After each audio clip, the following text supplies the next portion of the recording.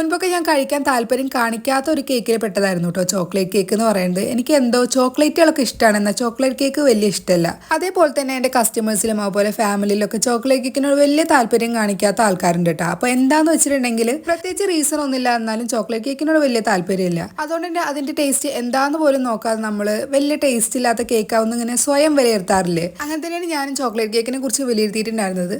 പക്ഷെ എന്നാലും ചില ഡെക്കറേഷൻസ് കണ്ടിട്ടുണ്ടെങ്കിൽ നമുക്ക് ഏതാ കേക്കെന്ന് പോലും നോക്കാണ്ട് നമുക്ക് കഴിക്കാൻ തോന്നൂല്ലേ. അത്തരത്തിലൊരു ഡെക്കറേഷൻ ആണ് കേട്ടോ ഞാൻ ഇന്ന് കാണിച്ചു തരാൻ പോണത്. ഇതത്ര ന്യൂ ഡെക്കറേഷൻ ഒന്നല്ല കേട്ടോ, പക്ഷെ കണ്ട് കഴിഞ്ഞിട്ടുണ്ടെങ്കിൽ നമുക്ക് ചോക്ലേറ്റ് കേക്ക് ഒന്ന് കഴിച്ച് നോക്കിയാലോ എന്ന് തോന്നിപ്പിക്കുന്ന ഒരു ഡെക്കറേഷൻ ആണ് കേട്ടോ.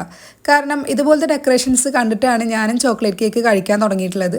കഴിച്ചപ്പോഴാണ് എനിക്ക് ഇത് കേക്കിൽ ഏറ്റവും ബെസ്റ്റ് കേക്കാണെന്നുള്ള ഒരു ഐഡിയ കിട്ടിയത് കേട്ടോ. അത് ചില ഡെക്കറേഷൻസിന്റെ കഴിവ് തന്നെയാണ്, കണ്ടു കഴിഞ്ഞാൽ നമുക്കൊന്ന് കഴിച്ചു നോക്കാൻ തോന്നില്ലേ. അങ്ങനെയാണെങ്കിൽ ഈ ഒരു ചോക്ലേറ്റ് കേക്കിന്റെ ഡെക്കറേഷൻ എങ്ങനെയാണ്? ഇഷ്ടപ്പെട്ട് കഴിഞ്ഞാൽ മറക്കാതെ തന്നെ ഒരു ലൈക്ക് അടിച്ച് സപ്പോർട്ട് ചെയ്യണേ.